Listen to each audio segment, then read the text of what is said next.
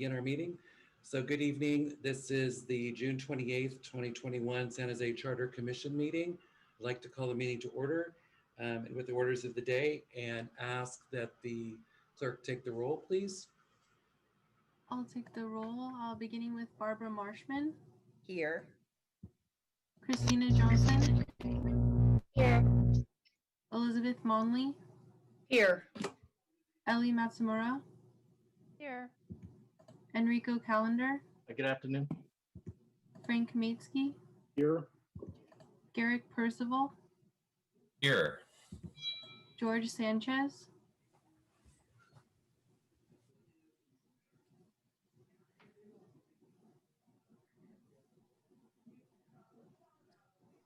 George Sanchez, I think I see you there. Would you mind responding here? Thank you. I see your wave. Hui Tran.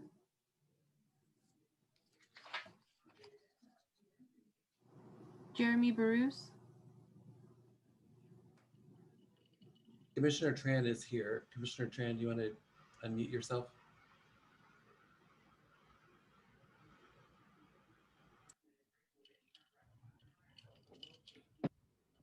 Was it Commissioner Hui Tran that you saw here? I'm sorry, mistaken. Okay, no worries.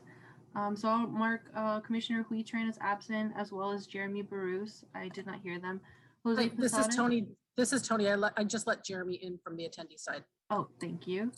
And Hui Tran said last time he would not be here this time. Okay, thank you. Hi, Megan. I'm here. Perfect. Thank you. Thank you. I'll mark you absent, Jeremy. I'll mark you present, Jeremy. Thank you. Jose Posadas. Here. Thank you. Lundia. Linda Lizotte. Here. Luis Borosio. Here. Magnolia Siegel. Present. Maria Fuentes. Maria. Sammy Robledo. Here. Sherry Segura. Here. E. Tran. Present. Veronica Amador.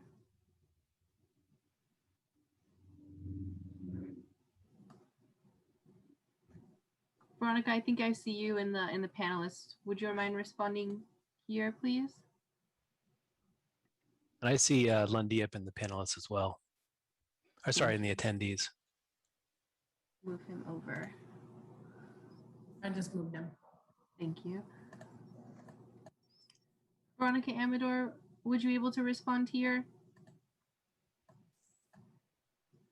Okay, Yang Zhao. Here. Thank you. And Frederick Ferrer. Do you have a quorum? Thank you.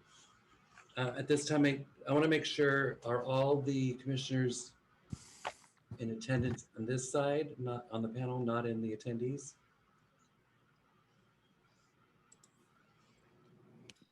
I think I got everybody moved over. Looks like it. Okay, thank you. All right, I will entertain a motion to adopt the consent calendar.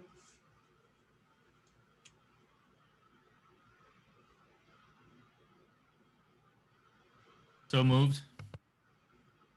Thank you, Commissioner Diep. A second, please. Second. Thank you, Commissioner Marshman. And the clerk will take the roll. Take the roll. Barbara Marshman. Yes. Christina Johnson. Yes. Elizabeth Monley. Here. Oh, yes. I'm sorry. Yes. Perfect. Thank you. Ellie Matsumura. Yes. Enrico Callender. Aye. Frank Matesky. Yes. Garrick Percival. Yes. George Sanchez. Yes. Jeremy Bruce. Yes. Jose Posadas. Yes. Lundia. Aye. Linda Lizotte. Yes.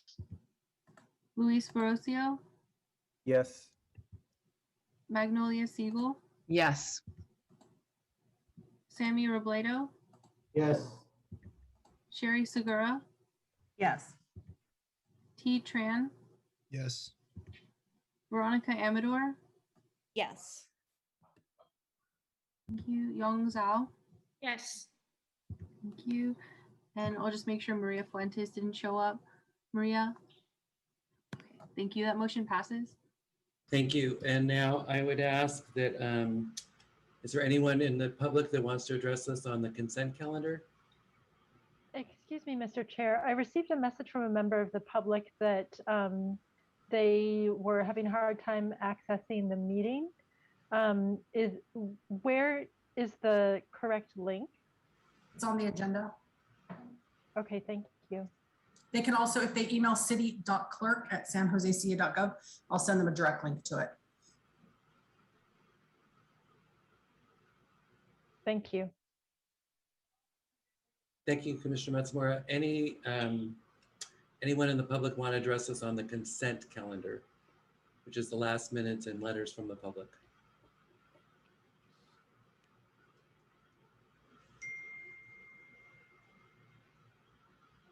Yeah, I have 3 hands up. I have Tessa Woodmancy. Thank you so much, our wonderful city clerk who noticed that my hand was up. Thank you. Yeah, so can you hear me? You can hear me?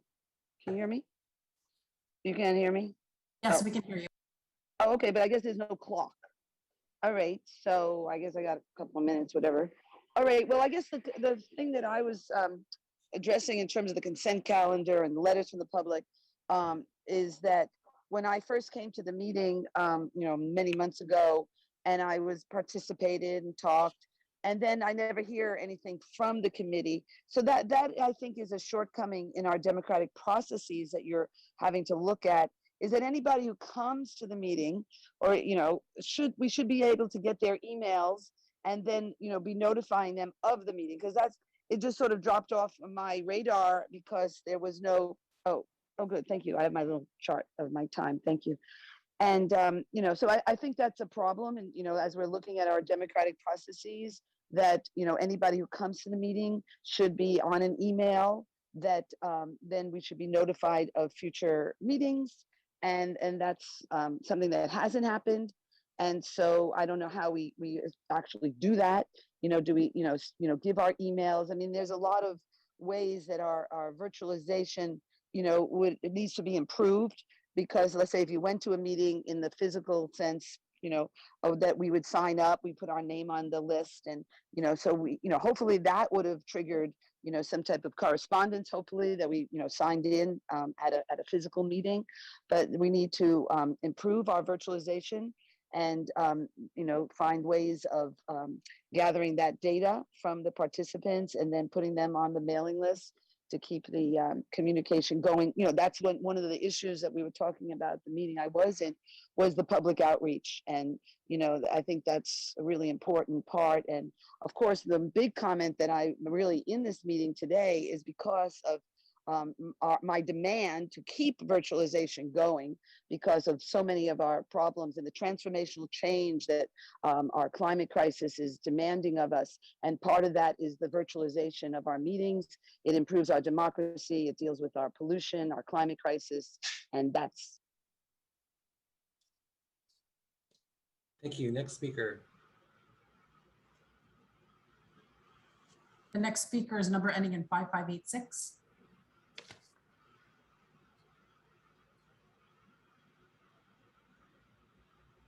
Yes, hello. I would like to know at this time if anyone on the policing subcommittee of the Charter Review Commission has any potential for conflict of interest in what the activities or oversight the policing subcommittee would consider. If there's any conflict of interest, such as family members having ties to police, I would like that to be announced at this time.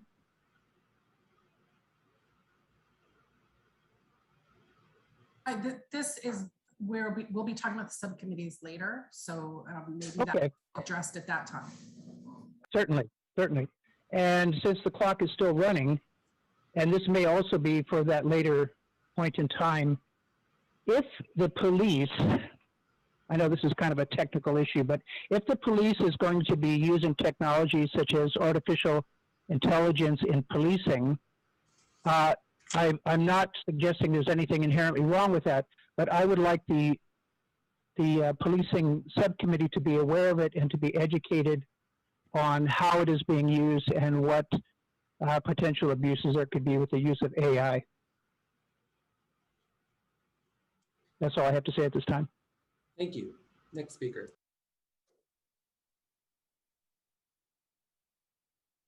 The next speaker is Juan E. Hi, I was a little confused about the consent calendar. I did hear a couple of items mentioned as being on the consent calendar. When I look at the agenda, I don't see those items listed there. The agenda also seems to indicate that if any item on the consent calendar is addressed by the public or by a panelist or committee member, that it then gets removed from the consent calendar. And so you may want to clear up what happens when somebody has a question about an item on the consent calendar, whether it gets moved from there or not.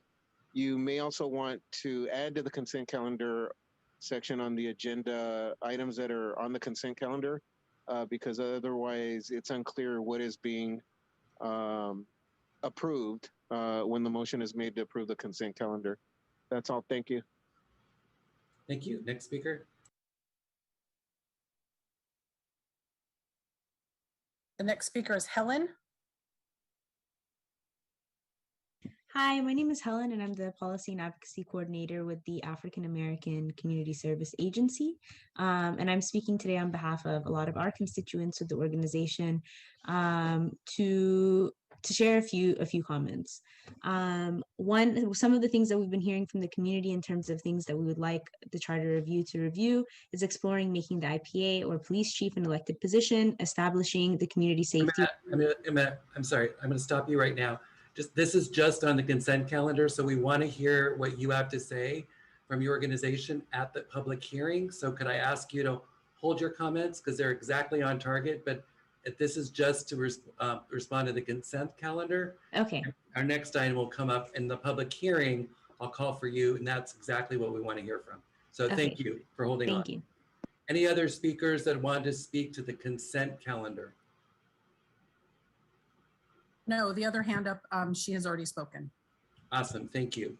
The next item is just the review of the procedure for the public hearing. And we'll go through this a little bit different when we get into the public hearing itself. The 2 minutes per speaker. And Commissioner Brosio, did you want to add something from I got a note that you wanted to speak on the Accountability Subcommittee, wanted to make sure the public knew that you were covering a specific topic. Could you let us know what that is?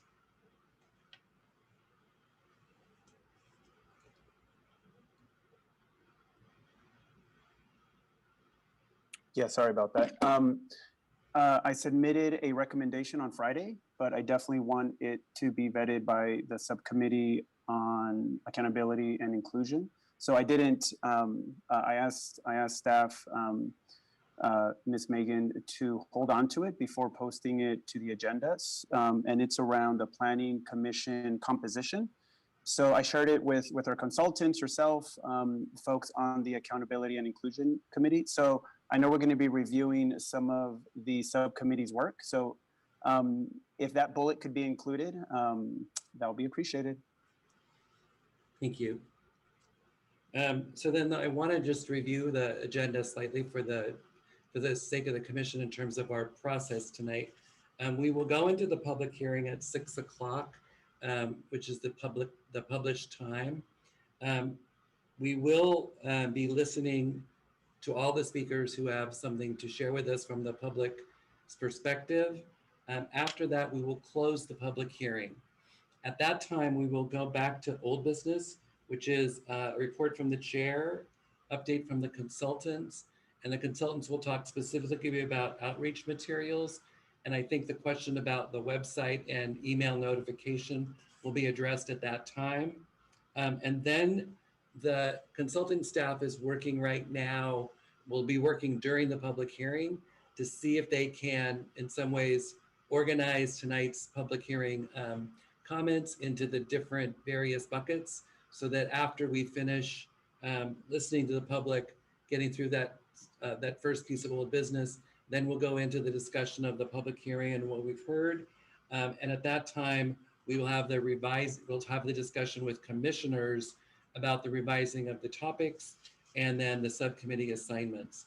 And we want to finalize the subcommittee assignments today so that subcommittees can understand what is the scope of the areas that they're looking at, and then begin their process of deliberation to bring back recommendations to the full commission. Are there any questions by commissioners on just our process tonight? And then we continue the rest of our agenda after that. Just a quick clarification, Fred, that all happened under old business discussion and possible action on work plan.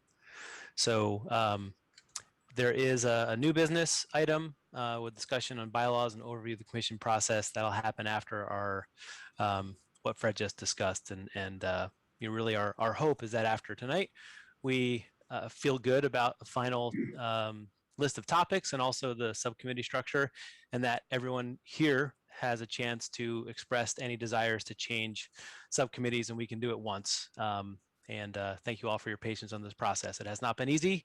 I know it is, frustrating. It's frustrating for us too, but we want to do it tonight after we hear from the public to revisit the subcommittee assignments and topics during the old business item. Thanks for that clarification, Fred. Any questions on the commissioners' parts about process tonight? Yes, thank you. I would love the chance just to hear a little bit more about the outreach work that happened leading up to tonight. It might be a great opportunity for us to go ahead and start debriefing that in case there are lessons for the subsequent public hearings, because those are coming up fast.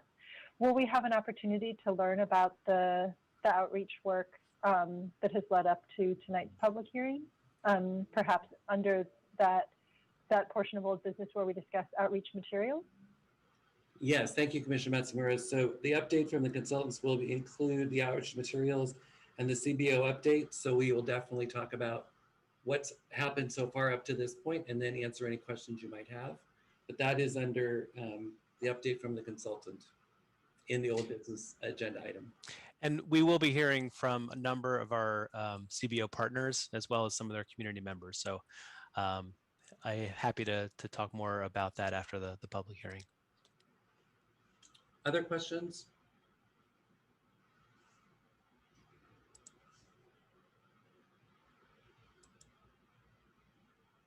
All right, since we're going to be time certain, I'm going to just call a little recess here so that everyone's fresh and ready to go.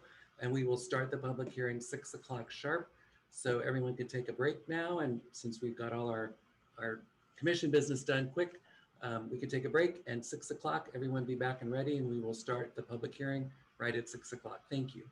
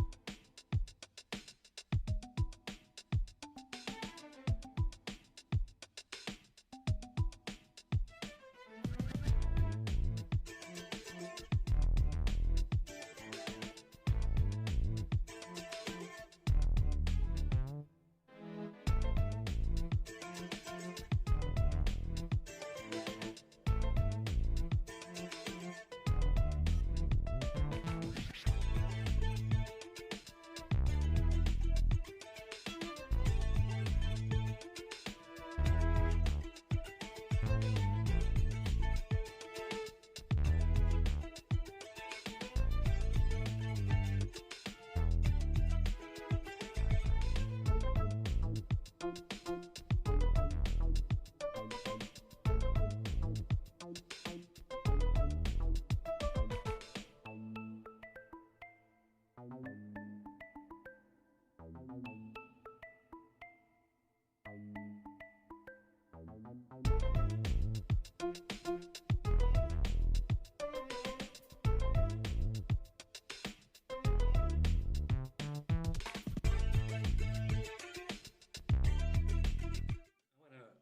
the San Jose Charter Commission back to order from our recess.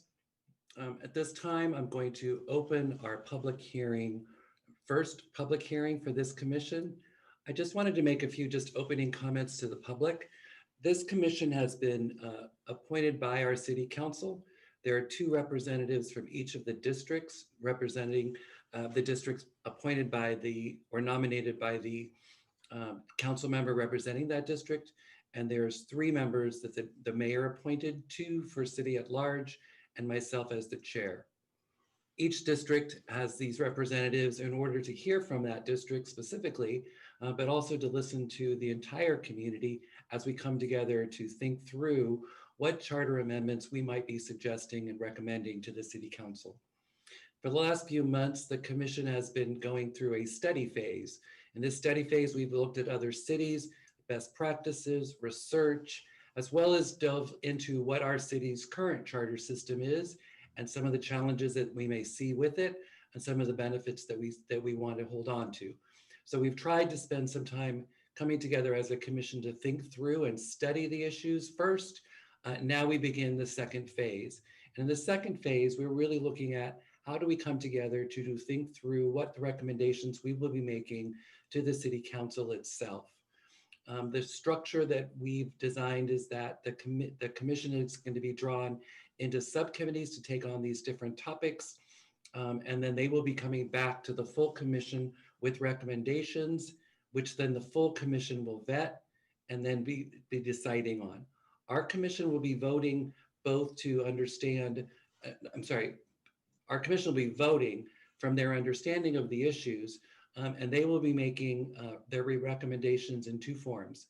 One is there will be a majority report, so the majority of the commission's position will be represented to the council as a majority opinion, but there will also be a minority report written so that various dissenting views, maybe they didn't have the majority, will also be sent to the council for their consideration.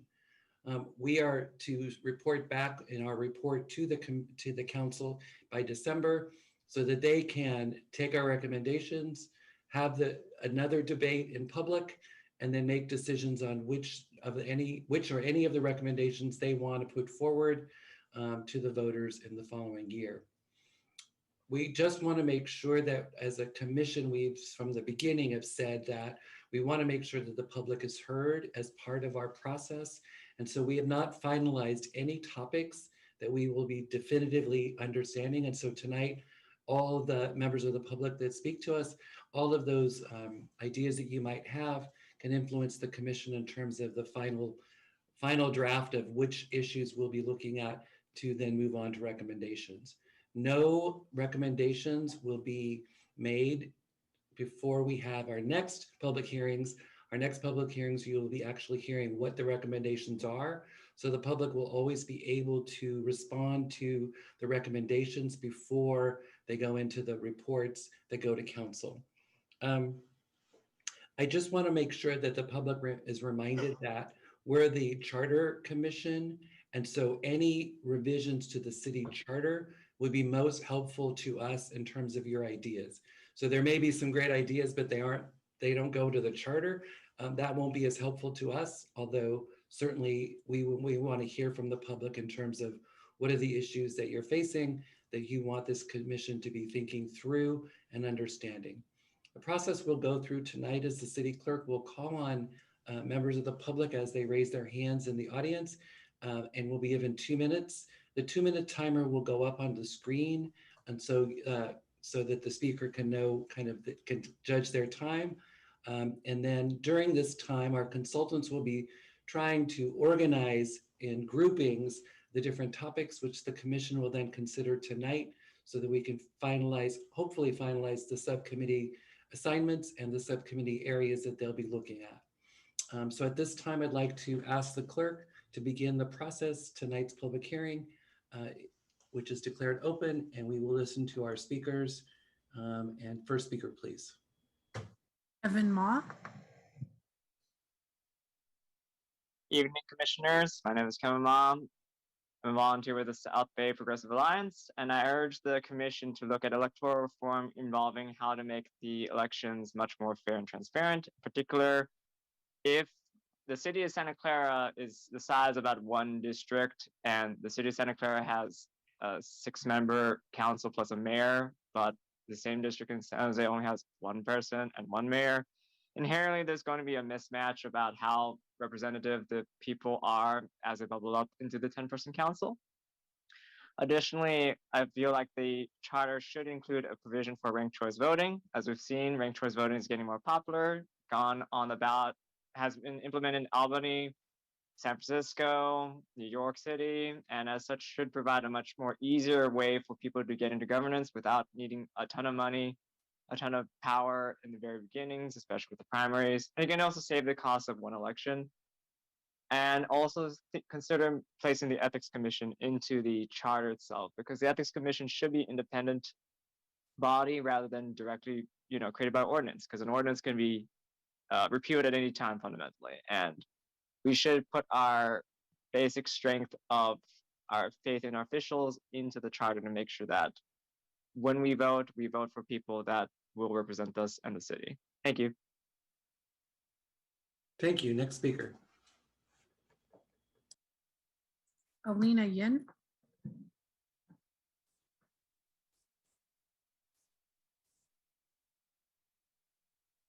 Hello, can you hear me? Yes, we can. Good evening, commissioners. I want to echo what Kevin Ma had shared, and also to add some of the comments that have been shared over the last couple months during the public comment process. And I am interested in having the commission study a Bill of Rights like the city of Detroit has begun to do and presented earlier in the process. And within the Bill of Rights, I would like them to look at civic education and the right to civic education in multiple language. It should be provided at libraries and community centers. And I think this would increase civic participation, and more people would be involved in commissions as well as the legislative process. And I would also like the commission to look into police accountability.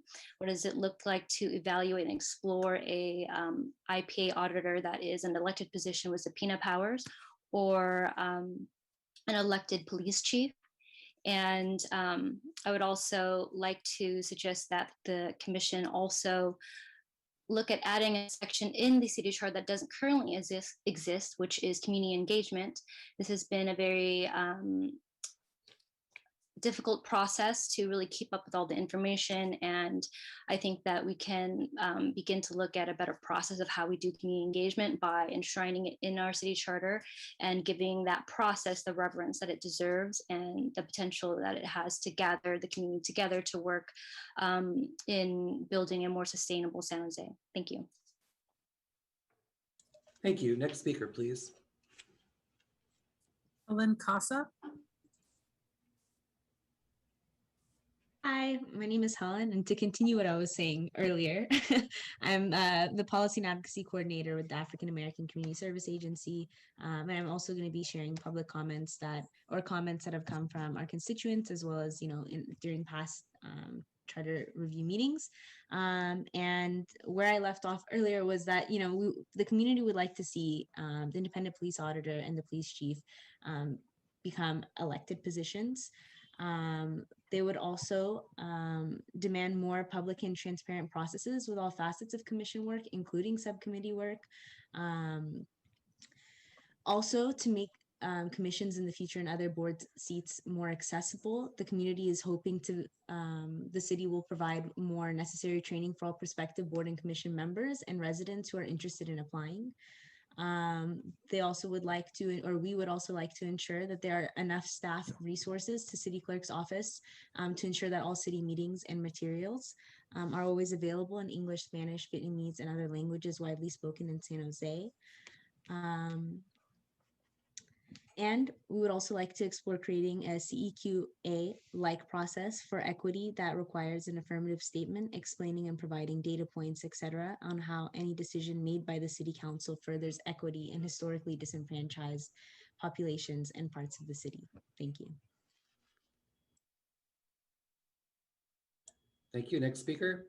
Blair Beekman. Hi, thank you. Blair Beekman here. I was a really nice list from the past two previous speakers. Thank you.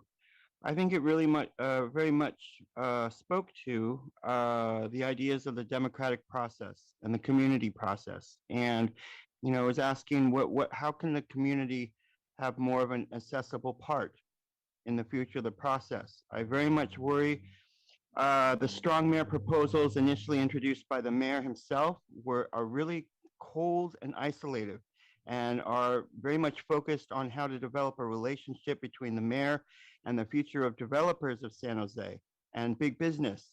I don't think that's the direction we want to be going in. We're talking about accessibility. We're talking about community. I think these are things in our future city that are going to be incredibly important. And we're developing the future of a democracy and the democratic purpose that reimagine and equity and health and human services ideas can very much better answer possibly at this time. We have good reasonings to move forward with this thinking from previous times.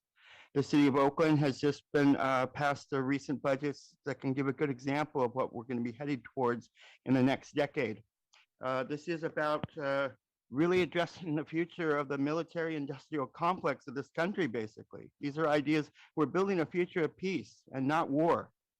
So, I think that means how to include the community more into the government process, not less, and not building it in the name of large corporate developers. So good luck how we move forward. I guess you probably know my feelings mostly by now, and hopefully I can learn how to expand upon them. Thank you for your time. Thank you. Next speaker, please. Matt King. Hi, good evening, everybody. This is Matt King from Sacred Heart Community Service. And we did some serious outreach on this. Back in May, we had an event with more than 200 attendees. And we did some town hall discussions and solicited ideas from people, some of which have already been put forward today. And I want to echo support for what we heard from Kevin Ma and Helen Casa and Alina Yin. And I would add just a couple of more things. One is to consider adding more city council districts. Just because there are so many more people in our city than there were when we got to the 10 that we have now. Again, I second the ideas around the CEQA for equity, requiring an affirmative statement explaining how any decision made by the council furthers equity in historically disenfranchised populations and parts of the city. The requests that have come in about studying making the IPA and police chief an elected position, establish the Community Safety Commission in the charter, establishing recurring timeline for regular review of the charter. And again, I echo what's been said before, and I'll have more to say later on when we talk more about process. Thank you. Thank you. Next speaker, please. Jeffrey Buchanan. Good evening, members of the commission. Jeffrey Buchanan, Director of Public Policy at Working Partnerships USA. I'd like to encourage your support for continuing to work on placing the movement of the mayoral election onto the presidential election ballot. Certainly, all of the work before this commission, we should be putting a special eye on how do we ensure that the future of of our democracy here in the city of San Jose better reflects the values of equity and inclusion, which we unfortunately have not seen embedded in many of our policy decisions to date. How can we move towards better aligning our core document with that goal? And I think one of the strongest ways we can do that in ensuring that we're electing someone who's representative of the entirety of the city of San Jose and not just the overrepresented populations that vote in gubernatorial years, but are less represented in the electorate, and we have some who are some parts of our demographics, including lower income people, younger voters, Latino and Black voters, renters, others who also tend to align with lower income populations who tend to have less political power and vote less often in gubernatorial years. How can we give those voters and those working families more of a say in selecting our future mayor? So would encourage this commission to make recommendations around placing the movement of the mayoral election to presidential years onto the ballot in 2022. Thanks so much. Thank you. Next speaker. Tessa Woodmansey. Thank you so much. Okay, good. Appreciate it. I think the most critical part of all of our changes in our Charter Review Commission and all of our other commissions and all of our work in our San Jose City have to start focusing on climate crisis. And that's what we missed. We missed that opportunity. I'm not saying it's a bad opportunity that we started focusing on equity. That's all well and good. However, the equity that we're really trying to deal with now is saving ourselves as a species, so we're not even, no matter what our color or our sexual orientation, it's our species that is at risk right now. And so that is where we need to be focusing on. And that's what the Extinction Rebellion talks about, is that, and many others in our political arena have said it's very hard for the politicians to make the changes that we need in terms of climate crisis because they get their income and their job is on the line, and so it's very difficult. So the key point here is that we have to look through everything through the lens of our climate crisis, and that would entail, in terms of our charter review, that we must leave the virtualization of our meetings. That is the critical element that has brought that COVID has brought us, is the beauty of the fact that we have so much more democratic participation. We address our pollution, we address our climate issues, that we don't have to drive to our meetings, and that we are virtual, and that has to stay. And that's what I'm working on with our city, because there's a lot of reasons that people are saying we can't do this and we don't have the right technology. Well, we need to do that and get that figured out, and or the governor to override the way he's done for our emergency, in terms of our climate emergency, that we need to work from our homes and keep the virtualization of our meetings going. Thank you. Next speaker, please. Caller with a number ending in 5586.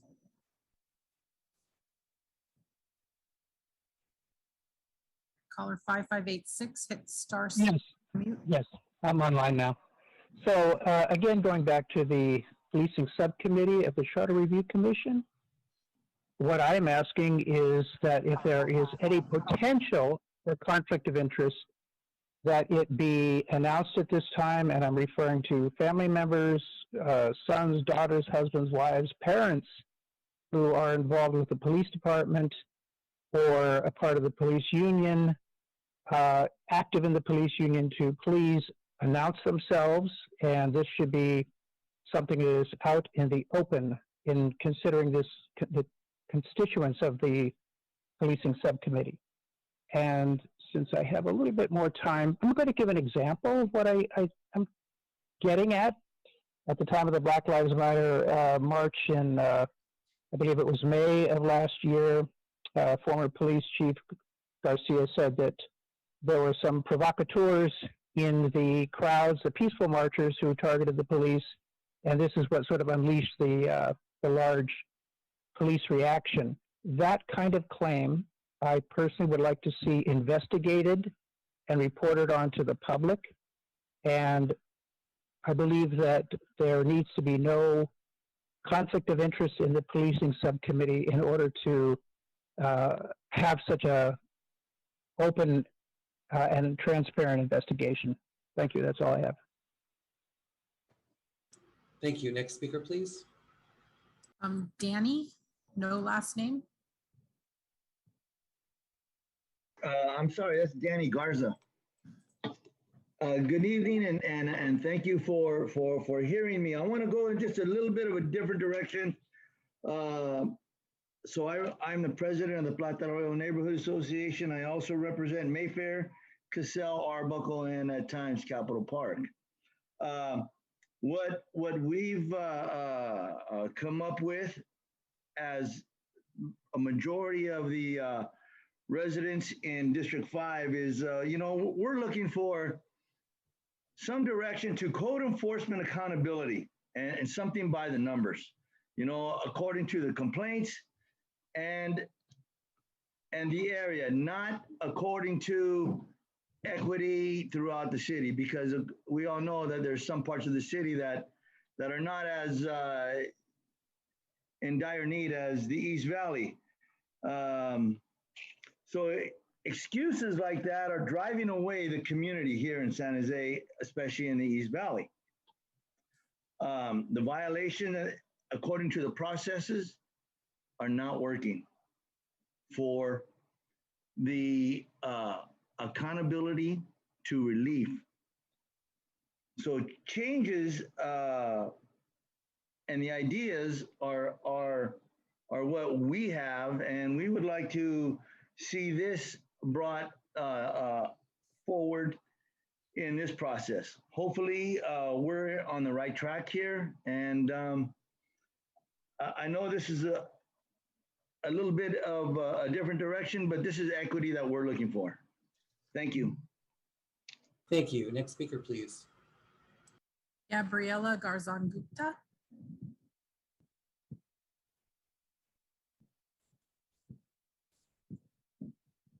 Hello, all. My name is Gabriela Garzon Gupta, and I am the Civic Engagement Community Organizer with the Asian Law Alliance here in San Jose. I appreciate the work the Commission has done in the past few months to solicit community input and create an equitable process, and I would like to re-emphasize a couple things. Specifically for community engagement, I urge that the staff and the resources reflect our multilingual and multicultural communities. Specifically, we need to have materials that are available widely in English, Spanish, Vietnamese, Korean, and other languages that are spoken. I would also like to echo what Alina Yin had to say earlier about community engagement and ensuring that we have a process that makes sure all our community members can be involved, regardless of their ethnicity or race, language barriers, class status, etc. Also, I would like to suggest that there is robust outreach to our various ethnic groups and CBOs, specifically the AAPI groups. Earlier, there was a form for CBOs to express interest in supporting the Commission outreach. Asian Law Alliance, for example, did not receive the form. We need to prioritize making sure that all organizations that have long been established reach out and are able to reach out to vulnerable communities are included in the process, and make sure that advocacy is done in a community-based way. And lastly, in regards to election reform, we need to continue to have an election process that works for our San Jose residents, meaning that it would be worthwhile to explore things and changes like ranked choice voting that would allow the democratic process to be truly democratic.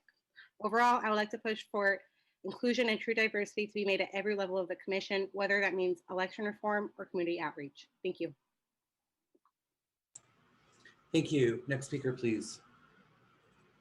Reginald Swilly. Thank you, Commissioners. My name is Reginald Swilly. I'm Associate Pastor at Mary Arthur Christian Center and work with and was past co-chair of Black Leadership Kitchen Cabinet. I'm speaking about the election of the mayoral election. All across the country, there's an attempt to try to keep people that don't normally come to the polls away from the polls. And I think that if you guys are called to do anything, you are called to make sure that the democratic process is as wide and broad as it could possibly be.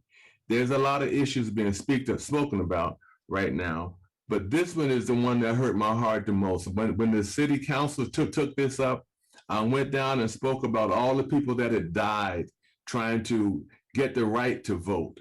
When I got drafted during the Vietnam era, although they were wrong, the whole point that they spoke about was trying to spread democracy in a place that didn't have it. There's been many people died in our wars throughout this whole civil rights movement, and you right now sit in the seat that you can affect the access to the polls of people that don't come. Your job, I hope, entails that you are committed to the democratic process, and that you would reach out and that you would not allow whatever reasonings that got in the way the last time to stop from adding this to our charter. Yet people used in doing Reconstruction, they use all kind of nice little terms and say, oh, we can't do, or whatever we can do to stop Black folks from voting. And they had the right to vote, and it was taken by people sitting in this chair just like yours, making unreasonable demands. Bymaster.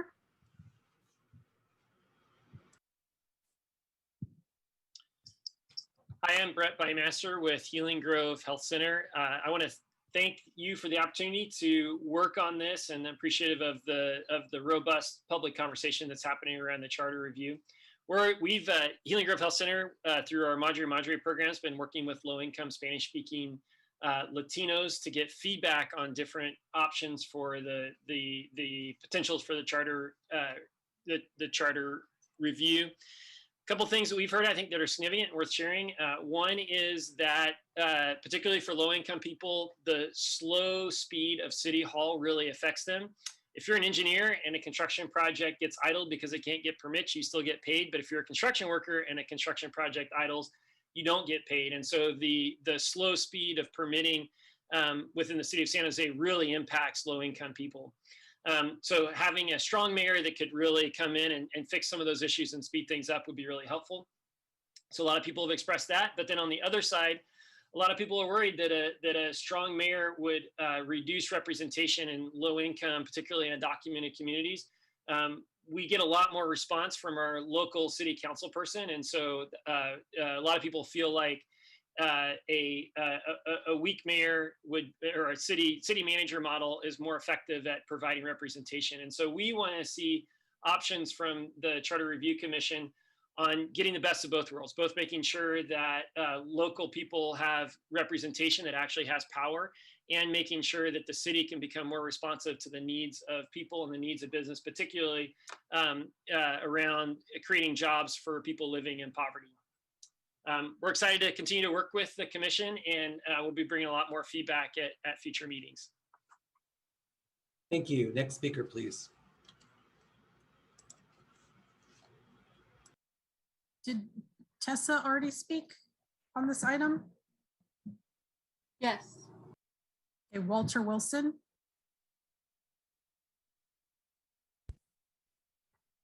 Good evening, Chair and fellow commissioners. My name is Walter Wilson, and I'm a community activist. I want to say that I support the statements by Reginald Swilley and Jeffrey Buchanan and others during this session.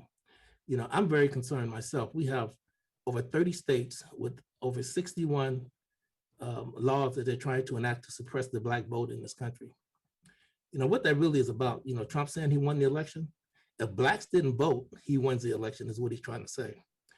And so it's just amazing to me that this city council, the San Jose City Council, would vote, would sit up in our city council, these elected officials would vote not to move the mayor's election to the presidential year, the gubernatorial year, so that more people can have a say, and particularly people of color have a say in who runs this city.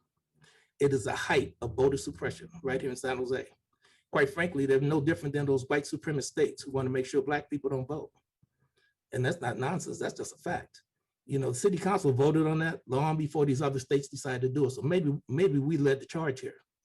But at the end of the day, each and every one of you have an obligation, by virtue of the fact that you're on this commission, to take a look at what this city has done in our names, to say, oh, we're not going to vote to include more people more people of color, more poor and disadvantaged people in this voting process.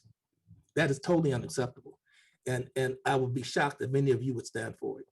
Thank you very much, and I appreciate your time. Thank you. Next speaker. The other hand, that person has already spoken, so there are no more hands up. All right. Hearing from all the members of the public, I have now closed this public hearing and thank the members of the public very sincerely for their time and energy and efforts in being here tonight. We really appreciate your input, and definitely will all of these points will be considered, have been recorded and will be considered by the commission. So I thank you very much for your participation in this public hearing.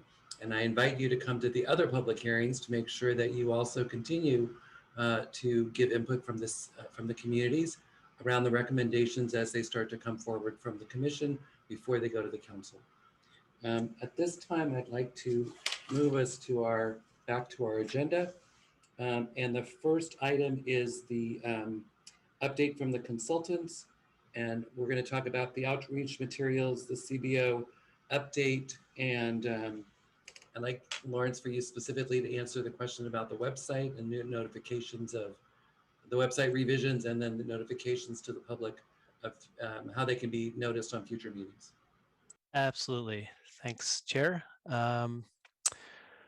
Just want to get the right document up here. Okay, so update since we last spoke. Thank you all for your input on the materials that we developed for outreach. The first round of those materials were revised based on your input and shared with you all in what we were calling the community partner promotional toolkit. And the initial materials were done in English, and then we, City Clerk's Office, had them translated into Spanish and Vietnamese. And they were shared with you all in an update early last week. All of that is being tracked in this document. Oh, can I share my screen, Tony or Megan? Yeah, you should be able to. There we go. Thank you.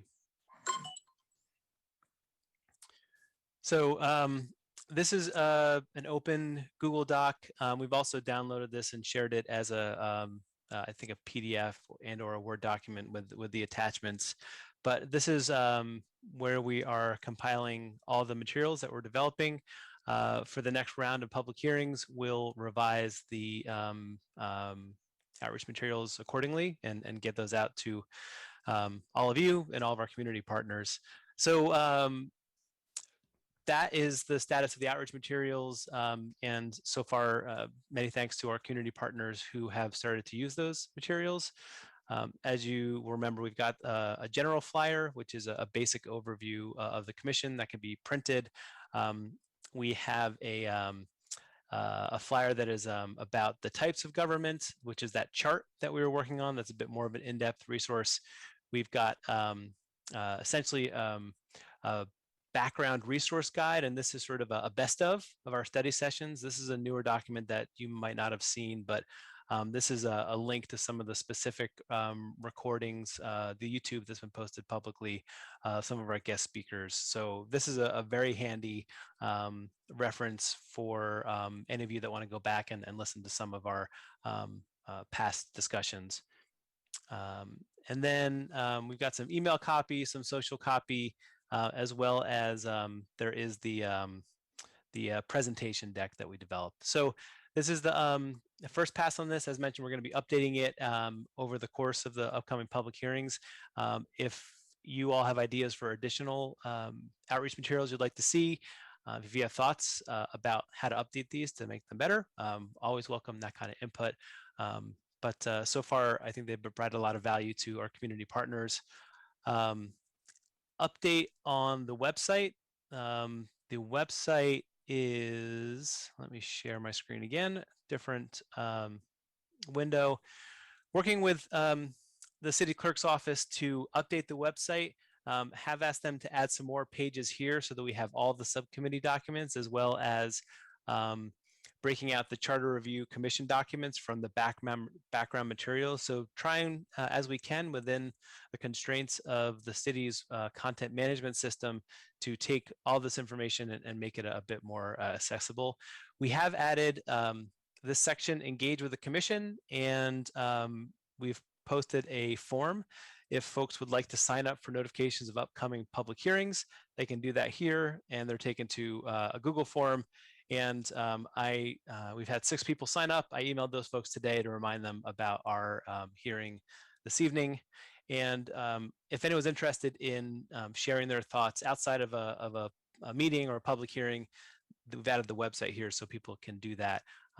We'll work on getting all of this translated as well. That's in the queue with the city clerk's office, again, given their capacity to do so.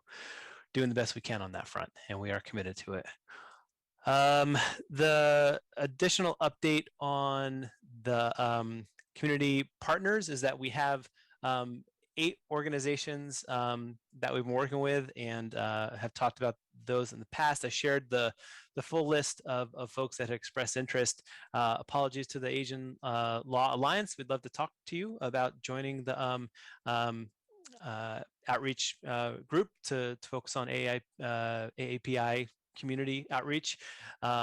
And we are in the process of finalizing agreements. Some of the there's some summer vacation happening. Some of our community partners are traveling in the great push for post-pandemic opening, family seeing, all that kind of stuff. Some have actually already been doing the outreach, including the African American Community Service Agency and Healing Grove.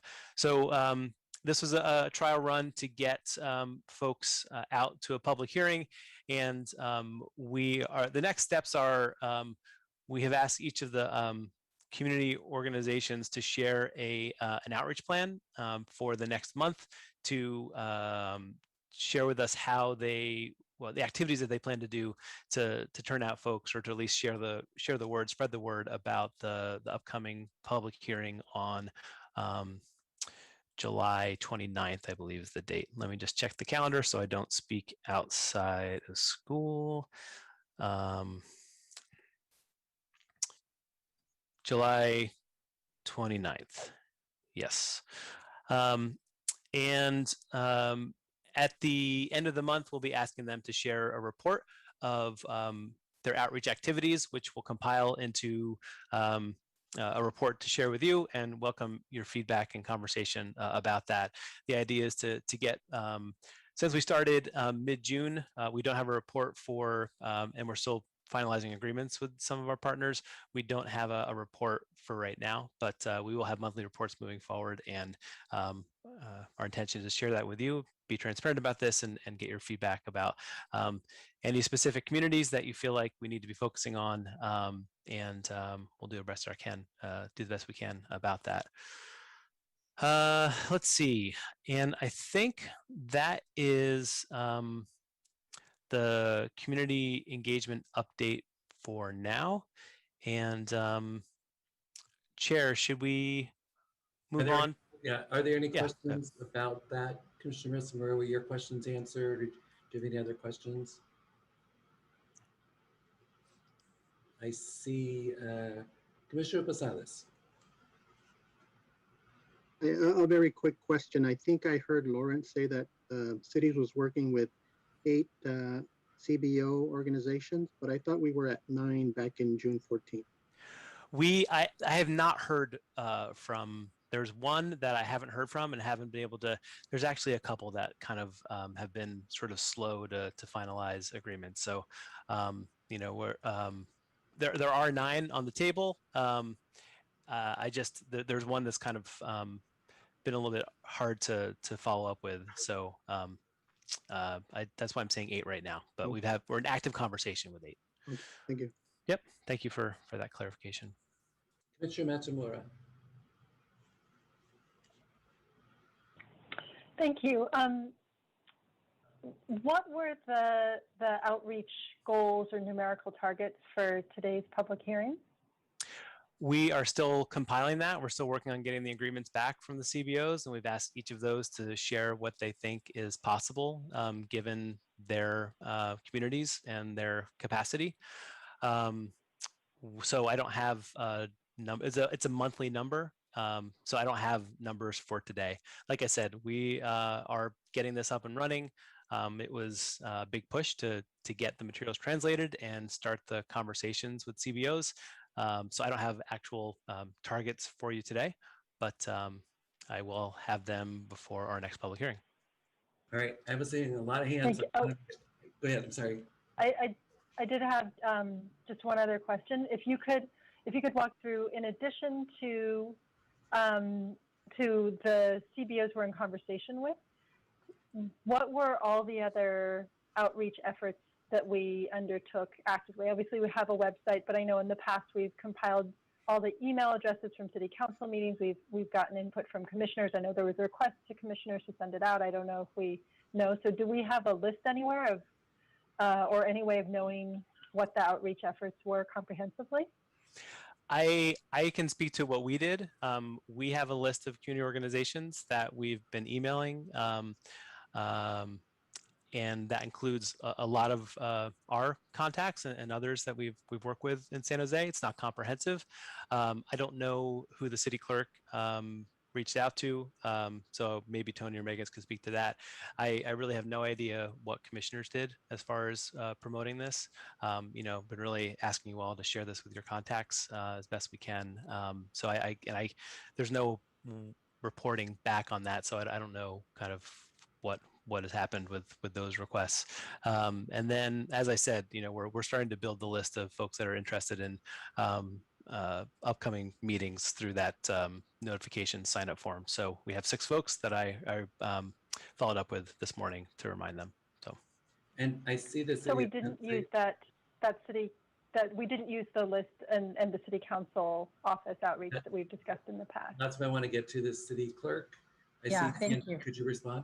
Yes, I did send this out to all of the council offices, including the mayor's office. I sent it directly to the mayor's outreach person. He has a comprehensive list that's citywide that includes all of the districts. So I sent it to all of them. I put it on, I finally got access to my Facebook. I put it on Facebook and Twitter.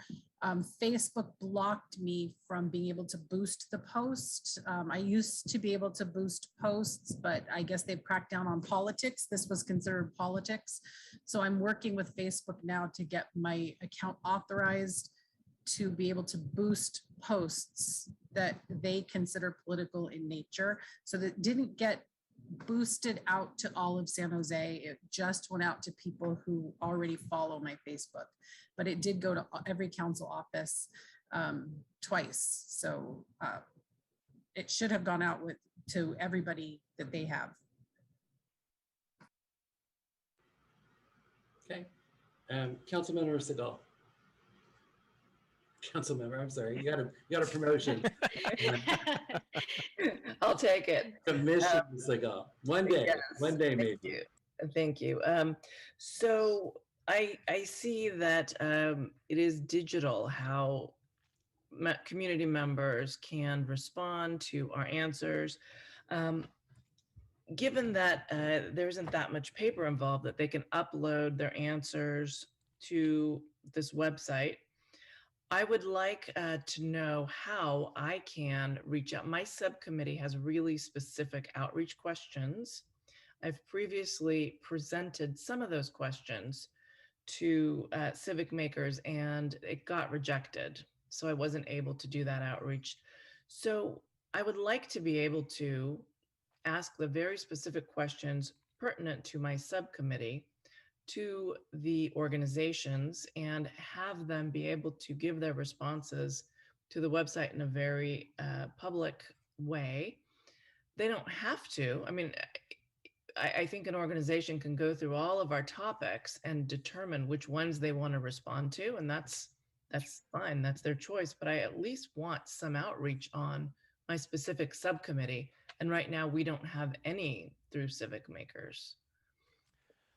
Well, I would quibble with the characterization of rejecting. You know, the idea was that we were promoting this public hearing, and that was the focus of the outreach materials. As mentioned, for upcoming public hearings, we'll be shifting the messaging to talk about the topics that will be considered.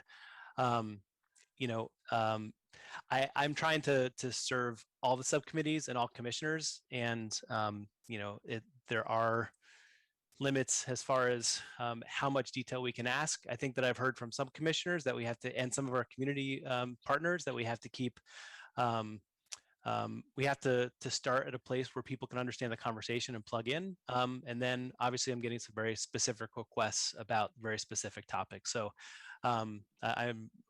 we are doing the best we can. If I can, I think potentially soliciting questions for CBOs to take out to the community, if different subcommittees want to share some of those questions, I can pass them along, and we can see, you know, if that fits within what they think is the best way to talk to their community. Again, you know, we are really leveraging the expertise and relationships and lived experience of the community partners to be able to do what they do. And it's not just digital. You know, there's Brett Bymaster spoke of in-person meetings. You know, that Helen from African American Community Service Agency has hosted a number of civics workshops. Thank you. So this is all happening, you know, in different ways. But you know, I'm trying to facilitate as best I can. Thank you so much. Specifically, how can I get some of my questions from my subcommittee onto a website that members of the community can then give their answers to? Can we set that up? I mean, I don't know. Tony, do you have thoughts on that? Like, we're starting to get into survey territory, and I'm a little hesitant to do a survey about this because I don't know. This is sort of uncharted ground. Not a survey, just to the CBOs, just to, I need their input on our topics. We don't have any input on our topics. So how can we get input from the CBOs? Hi, this is Tony Tabor, City Clerk. Ad hoc subcommittees are designed to not create extra work for staff. When subcommittees start asking us to update the website and do all of these other things, we're moving into territories where you're directing my staff to do additional work that we are not budgeted for. We have staffing for the regular meetings, not for the subcommittees. So I'm not saying we can't do it. I'm saying that we're starting to move, and this maybe should be discussed more under the process part versus this. We're moving into creating a lot of extra work for my staff. I got budget cuts. Megan is now no longer funded as of July 1st. Luckily, we had somebody resign. I was able to move her into that resigned position. So we're not losing Megan, but she's not going to be fully yours anymore because we lost the overstrength position to even have a legislative secretary for you. So we have a larger workload. You're asking us to do more work. I would want to almost take this to the Rules and Open Government Committee, which is in Policy 04. Standing subcommittees need to be approved by Rules and Open Government Committee, along with a request that has justification and a budget analysis and staffing. So that's just something I would need to talk with Mark about, having the subcommittees put extra work on us. The point of the subcommittees wasn't to give us extra work. It was to help you guys discuss items. I'm not saying we don't want to do anything. We just don't have a lot of time to get everything done. I'm already over 1,000 overtime hours with staff this year. I guess, Tony, I would just add, I think what I'm hearing from Commissioner Siegel is what is a process by which subcommittees can get specific input from the community. And so trying to figure out that process, I think, is trying to do that without trying to give city staff a lot more work to do. And if we're using a digital medium, then I think there may be a process that we can discuss. I can discuss with the consultant around what would be a simple process for us to be able to post these questions like we do with Facebook or anything else, right? Just as an open question And as Commissioner Siegel says, commission subcommittees, the CBOs can take it or leave it, right? They could be like, oh, this is a really important question. We have something to say, or they can be like, that's not even our issue. We're not going to talk about it. So I do think we should figure out a process that doesn't put an undue burden on the city clerk's office, but I do think we can figure that process out in a pretty simple version of that, so that in a timely way, subcommittees could send questions to the general public and say, here's a question we have for you, and folks can feel free to weigh in. They can also feel free, as Commissioner Siegel says, to not weigh in. So I'll take that back, Commissioner Siegel, and work with our consultants to figure out, as we're redoing the website, the questionnaire piece, is there a process by which we can do that without putting undue burden on city staff? Yeah, and I'm happy, like I said, to relay questions to CBOs to see if it fits in within their outreach. Yeah, we're gonna have communication with them, so let's just make it a simple process by which we can do that. And subcommittees can give us those questions. We can formulate them to make them easy and readable and clear, so that they kind of know what you're asking, and make sure that we can do that in a timely manner. I think that'd be a good liaison work with our CBOs and really be helpful to the subcommittee. So I'll work with our consultants on that. Commissioner Callender. Yes, I wasn't going to speak on the last issue, but I think it's critical that we do get this input into the subcommittees, where we're expecting the subcommittees to operate in a vacuum of no information. I think that's going to be really challenging. So I definitely support Commissioner Siegel when she's going in terms of how do we get this input in. I understand that you'll be working with the CBOs, and that was the original intent of what I was going to talk to. I did hear where Lawrence had talked about 8 CBOs, and when I talked last time, I'd asked, did we do outreach to all CBOs? And I expressly expressed interest in making sure that the Asian community was represented, and it specifically mentioned the Asian Law Alliance. So I was really disappointed when I heard today that the Asian Law Alliance hadn't ever been invited to even put in a proposal. I think that we really do need to take a look at making sure that if we're not going to get the input through the subcommittees, let's work with the CBO partners to make sure they're driving at least input from the different communities. But we've got to make sure that we have active and engaged partners that are out there. The Asian Law Alliance has long been known to be a voice, a very strong voice of all communities in terms of the Asian community. So I would love to see and make sure that we know that we have active, engaged partners in our ethnic communities that are at least going to bring back information. I understand the staffing challenges, and I understand where we are for the city clerk's office. And then and I'd hate to have to go back to council to ask for any more dollars, because look at where, I keep pointing this out, look at where we sit. Now we're at June 28th. We have to go back to council to ask for additional dollars. That's going to be another 2 or 3 months. So I think we've got to work with what we have and try to make the best out of what we have in order to move forward. But I still think over the last 2 weeks, I was expecting to here's some additional CBOs that can help get the word out. Instead, we rolled back by one. So I'm hoping we can get this fixed. We can move fast, we can move efficiently, and we can work with the CBOs to get the input that the subcommittees are going to need and going to desire. And me as a commissioner, I'd even like to see it when it comes to the full commission to say, well, what did the community think? So that's where I sit.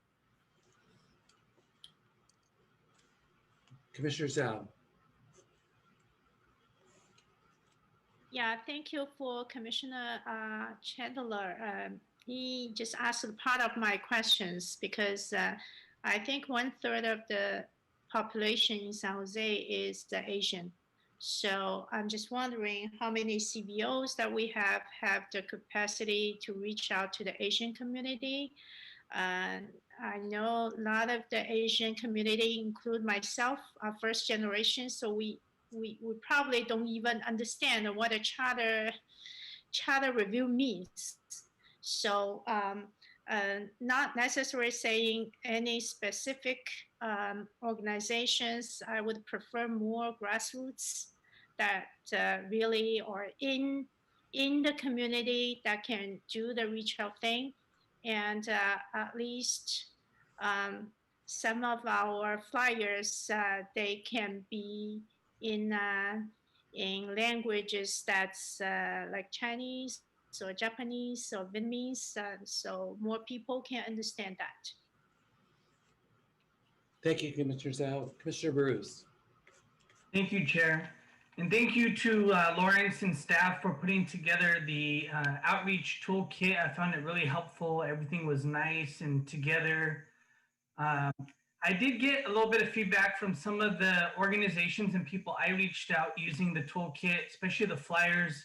People just couldn't see the date for the hearing. You know, the list of dates, I guess, is helpful, but I guess some people got confused about it. They were replying, where's the date? And also they were asking for the Zoom link. Like, you know, I know there's the bit.ly link that's on the flyers and like some of the infographics, but I did get some replies back. Just people were just confused about the date and the Zoom link.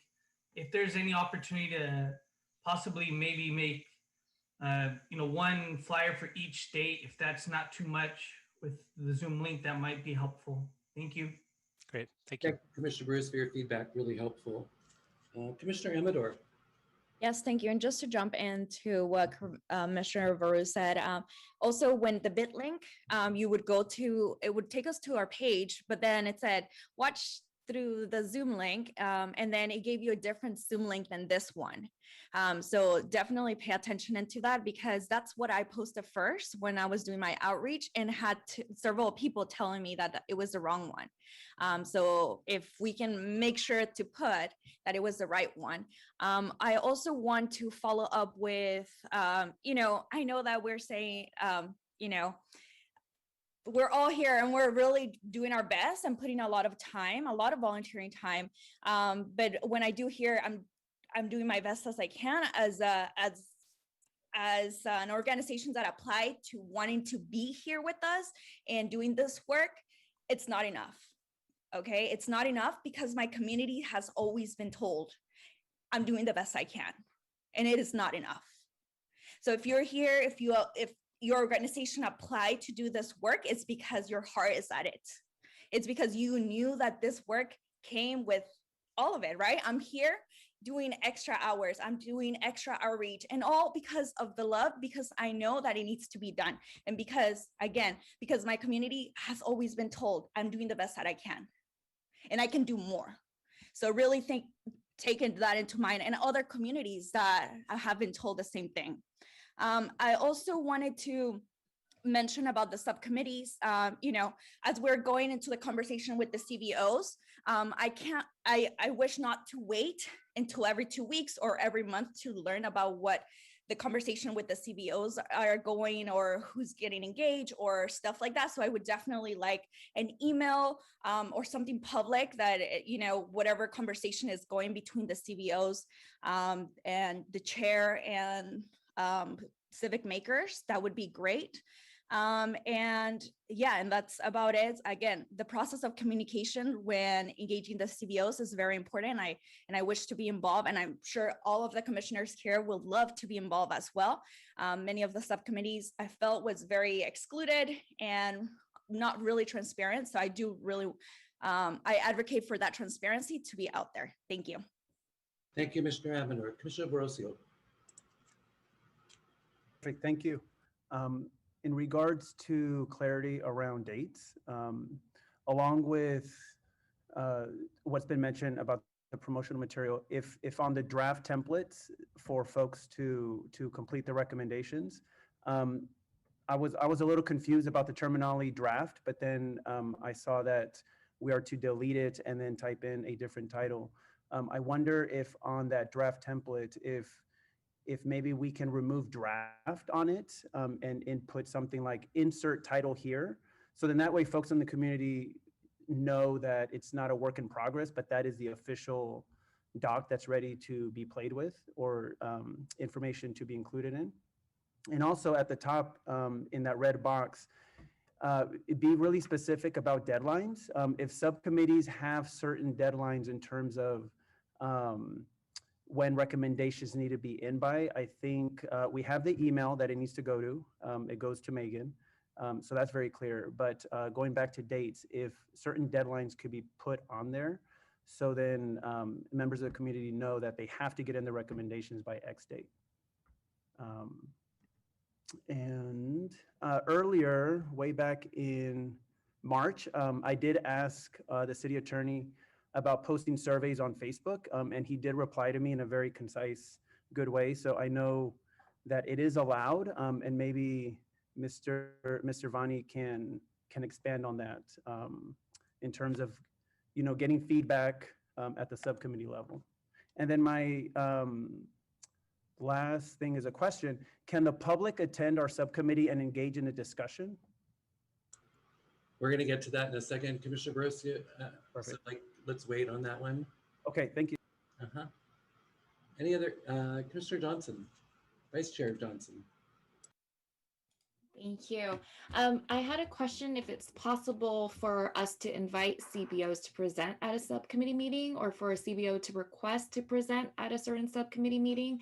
I think that would be another way to encourage, way for us to get feedback from CBOs and what they're hearing from the residents that they are working with. Let's move that question to the next set when we start talking about that process question. But I think your question is exactly part of the, how do we make this liaison with the CBOs work? And Vice Chair Johnson, do you want to speak to the API? Because you and I had discussions about that, trying to make sure that that API was more representative in our CBOs. That was something that we were concerned about when we saw the first round. Yes, we did have a conversation about that. And I know with Asian Law Alliance, that organization was definitely floated around in our conversation. So I'm not sure what happened there and why they didn't receive an interest form. But I know that I reached out to a bunch of organizations, including API organizations, to invite them to be part of this process. So I don't know if it's possible for us to have this process still open up so that we can make sure to get other organizations involved. Yeah, and I do think that there were a number of organizations like neighborhood associations that we had and that we're still working with and still engaging with. So it's not a closed process. We're trying to make sure that it's as open as possible. So lots of different organizations need different materials. Some just needed the actual social media content, all the other pieces they had to put out to their neighborhood associations. So if there is somebody, an organization that's really interested in connecting with us, they definitely should still do that. But that was a concern when we saw the first wave of all the applicants that came in. And I just want to say, I went back and looked at our promotional efforts around the CBO interest form, and we actually did reach out to the Asian Law Alliance. We didn't hear back. We probably didn't have the right person. So, again, I know it's not enough. We are doing our best with our relationships, and this is an effort where, if you have a contact at the Asian Law Alliance, please share it with me and I'll follow up. But, we did reach out to them, and fortunately we never heard back from them. At least they never submitted the form. So, okay. Thanks. Yeah. Commissioner Bosio, do you have another question, or is your hand just still up? I'll take it down. I'm sorry. Just from the previous comment. Thank you. I just wanted to make sure. All right. Let's move on then to have a discussion on the next item, which is a commission discussion on the revising of the topics and finalizing of the subcommittee assignments. I'm going to ask the consultant to start with the kind of a summary of the new topics that came up in the public hearing. The consulting staff has been working on trying to reorganize them. I'm sorry, Commissioner Metzger. Excuse me, Mr. Chair. Do we need to take public comment on the outreach discussion before moving to the subcommittee? I didn't have it as a separate item in terms of it's on the old business report, but I'm happy to do that. The next item is the process for the subcommittees, and I know that folks want to weigh in on that one, but I'm happy to open it up about the outreach to our work on the outreach materials and the CBO update. If there are speakers in the public that want to talk about those issues, feel free to raise your hand and we'd be happy to hear from you. Tessa Woodmansey. All right, thank you so much. Well, one comment is that you can hear me, I guess. Yeah. So you hear me? Can you hear me? Yes, we can. Okay, good, sweetie, good, thanks. Well, I guess the issue, one thing is acronyms. You have to be careful with your acronyms because we don't always know what they're about. So repeating them as the full name, that would be helpful in terms of communication. And then the other thing that I think is important that we don't get in our, well, with our Zoom, to improve our Zoom technology, we should have the chart should show what item we're talking about. That would be helpful. Like as if we were in council in person, that we would see what the actual item is that's up for review. And then on top of that, in terms of public outreach, which is, really appreciate you guys really, valuing that, and is that that we need to know the participants. I think participant lists should be in there so we know the other people that are activists in our community, because that's how you become stronger as a community to make the changes we need, is to work together like a union. It's part of like unionization of the public so that the public has more power. And the way you could provide that is through at least listing our names and our email addresses that we, if we want to share that, and what group we might be affiliated with. So that way of connecting with each other that you could facilitate would be helpful. And I guess that was one issue. And basically, of course, the major issue is to keep the virtualization going. That is the challenge that we're going to have, because it's all, people, the powers that be actually don't like our participation, and they, and so it's really a matter of how we're going to keep that virtualization going, because that is what improves our democracy. And it's also issues of climate change, as in terms of not having to drive and, go to these meetings. Call ending 9018, press *6, please.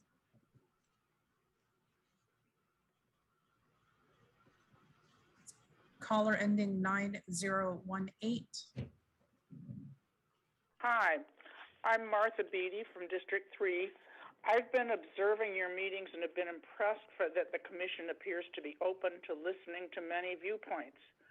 I'm now concerned that in your presentation that you're recommending in the Community Partner Promotional Toolkit, you're presenting the first two. How does this affect you, which are the first two slides?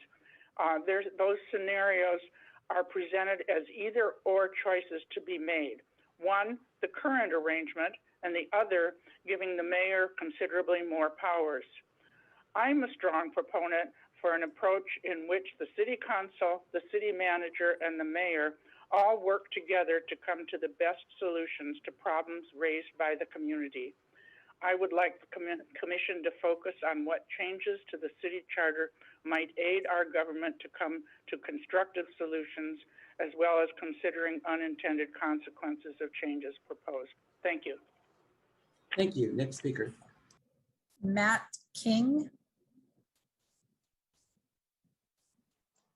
Hi, a couple comments on this discussion. One, a few months ago, you had in Poncho and Camille, and I feel like you just continue to ignore everything that you heard from them, and I'm wondering why you bothered bringing them in to talk about how to do effective outreach.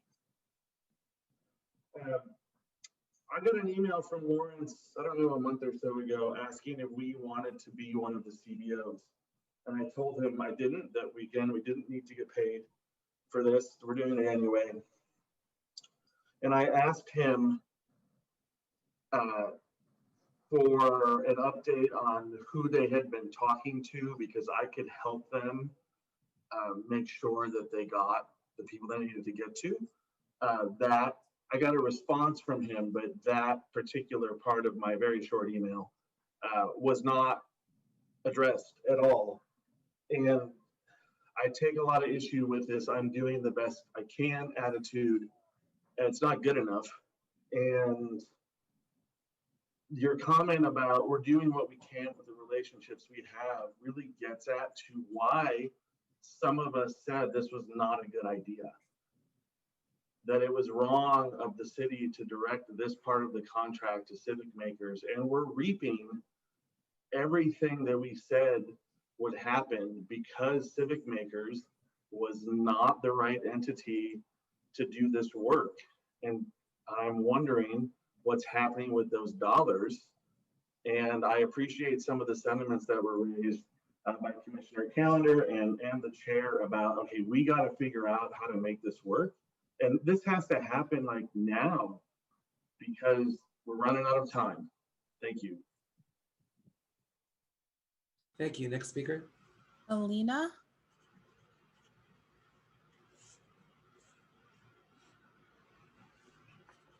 Evening, commissioners. Sorry, there's an echo. Hold on. Okay. So I subscribe to every newsletter, and I'm sorry, are you hearing an echo? Go ahead. We aren't hearing an echo anymore. We did when you first started, but you're fine now. Okay, thank you. So I subscribe to every newsletter and every council member, and only Shabby Jones sent something out. A list of the contacts that includes my email, which was included in the work plan and some other commissioner documents, and I was not contacted. I didn't really receive any information about the public hearing happening. And I know that, you know, Civic Makers holds almost, I think, $400,000 worth of contracts with the city. And this public hearing was always supposed to be in June. And what was the turnout? Like, how many people turned out and is watching the meeting? And you made no goals of targeting turnout, which I am just bewildered by at the level of professionalism of your services to this commission. Lawrence, again, echoing what Matt said, just mentioned that he's trying his best with the relationships that he has, which again shows even more why it's important that CBOs are leading these efforts.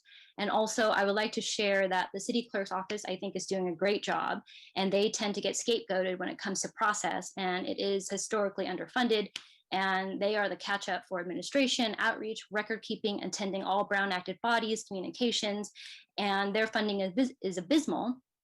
And also, you know, this is an opportunity to write more protections for the city clerk's office in the charter. Additionally, considering that this process has been so poor, I really feel that this commission should study and make this work permanent and intervals of 2 to 4 years. As a reminder, you know, this charter was written in 1965 during the civil rights movement, and a lot has and a lot has not changed. And the charter needs to be updated at a much more regular interval to keep up with the pace of all of the most pressing issues with our communities. And also, I would like to ask commissioners to, again, be vigilant about making sure that we take public comment before. Thank you. Next speaker. Roland.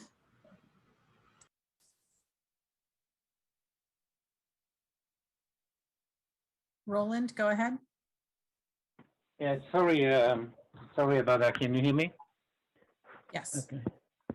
Okay. So on the outreach and the CBOs, in the city of San Jose, you want to get to the neighborhood associations. It's don't waste your time with the city council offices. All it takes is a single email to the Neighborhood Leadership Commission, NLC. And what they do, there's 2 reps from each council, and they meet every month, and they certainly read the emails. And then what they do is each NLC for each district just basically sends your email straight down to all the neighborhood associations of the district. You just hit north of 50,000 people. That's the way it works in the city of San Jose, with all due respect. With regards to the question about public attendance, I did email you last week about the final question about, you know, ad hoc committees and the Brown Act. I'm not seeing it out there. I don't know whether you've seen the email. I certainly haven't seen the response. Last comment I'd like to make is that the mayor decided to have his, I guess, public hearing on what the residents of San Jose want to see in the city manager at the exact same time as you were having the public hearing at 6 p.m. for the Charter Commission. And I think that really doesn't have matters. And if we could address this in the future, that'd be most appreciated. Thank you. Thank you. And Roland, I wanted to make sure you knew that the commission did receive your letter. It is in the first item of consent and the letters received, and it was received by the commission. We will talk about the content of that letter in a minute when we get to the process from the city attorney can speak to it. Next speaker. Caller 5152.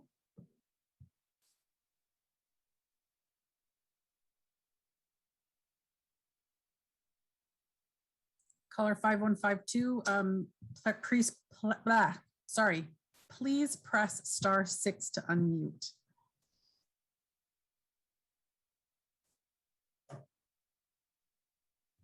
Okay, I'm going to go ahead and move on to Danny, but I'll come back to 5152 at the end.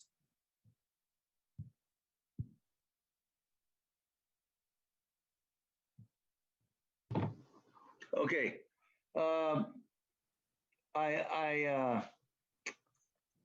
I want to say that, I disagree with Roland.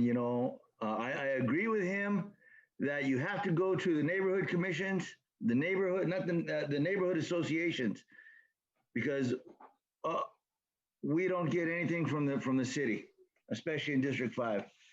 Carrasco has done nothing out here. Alina did a very good job talking about the city clerk's office. I can't agree more.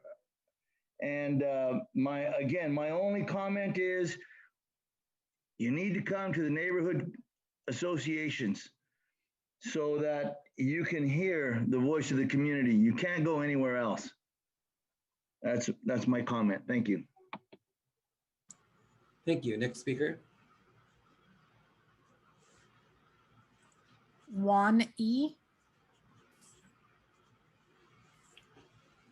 Hi, my name is Juan Estrada, and I appreciate that commissioners and community members are advocating for outreach. I would suggest not limiting outreach efforts to a certain number of organizations. I appreciate the suggestions of adding additional community-based organizations and the Neighborhood Commission. I also agree that adding neighborhood associations is good. I agree that grassroots is definitely wonderful to add, and so the more the merrier. I hope that others on this call are as inspired as I am right now, actually, to help with outreach. And so I'll be reaching out to see how I can help do that. I encourage the commissioners themselves who, it sounds like 10 are directly connected to a council office because they were nominated to aid in this. I'm sure that they are. I'm just voicing, it's already happening. And so, again, I just appreciate that there is an effort at outreach for a process that only takes place once in a generation. I'm outside, so if you hear an alarm, that's not mine. I think I will be reaching out, and I appreciate being able to comment. Thank you. Next speaker. Blair Beekman. Hi, thank you. Blair Beekman here. Thank you for the words of the previous speaker, Juan Estrada. From Juan's words and from the words of Alina, I think her name is, who spoke a little while ago, there seems to be an issue that there wasn't notification for this public hearing, and this happened a lot this month with issues, and I think it can possibly go back to the VTA events of the end of last May. I work with the issues of a better open public policy and accountability with technology. And it's specifically meant to work towards what I didn't quite mention earlier. It's ideas of to address peace and not war. And more importantly, what's more regular dialogue for a community, how to, from that, address ideas of sustainability, really good sustainability based on open democracy and the like, and good communication. It's meant if our really good practices are in place, when the ideas of war come up or natural disaster events or events like what happened with the VTA shooting, open public policy ideas are meant for ourselves to be much better organized. So in these violent events, we can return and continue with our good practices. I hope we're at a time since the era of 9/11, which I think we took a big nosedive in accountability and civil rights ideas, civil protection ideas, we're learning how to come out of that. And if we practice our good practices like what's being asked tonight, why didn't people get better notifications? That's how we address these violent acts, and we just give them our best. And it's our love and our peace and it's our good thinking. And when they see that from us, we shine, we do well, and we know we're. Thank you. Next speaker. I apologize if I mispronounced this name, Bao Trail. Oh yes, thank you. This is Bao Chiu. I represent people, the CBO that working with the commission, and I would like to thank you, the commission, for reaching out to the communities. As I am on the Vietnamese, the Vietnamese Voluntary Foundation, we are one of the AAPI CBO. And certainly, I would like to see more CBO from the AAPI to be outreach. ALA certainly is one of them. And I know there are many more AAPI out there that if we could recruit to help with the commission. As a CBO, we will try to outreach in the next 6 months to our Vietnamese community. And we will provide our outreach plan. As for myself, since I have to do outreach and then do contact the community for input, I wouldn't want to offer my own opinion on this charter. But I've been back and forth between a strong mayor and a weak mayor and a strong councilman and a weak councilman. So in the months and weeks ahead, I have to solicit input from the community and where we want to go. So thank you again for the outreach, and certainly we would like to again to have more AAPI in this process. Thank you very much. Thank you. Next speaker. I believe the next speaker with her hand raised already spoke. According to my notes, she was the first person to speak. So that's our final speaker for this topic. All right. Thank you very much, members of the public. I want to summarize the actions that I think I've heard that I want to make sure that if I've missed anything, I'd ask commissioners to add to this list. But one is that we need to develop a process for subcommittees to get outreach to CBOs for specific input to this subcommittee. Secondly, that we need to continue doing outreach to CBOs, and CBOs are community-based organizations. So I appreciate the public's reminder to not use acronyms, and I'll try to do that as well. So to continue to outreach to our community-based organizations, that there is a city attorney's opinion on Facebook and getting information or survey data or input data from Facebook. And so I'll work with the city attorney to figure what's that process out to make sure that that's included in our response back to the commission.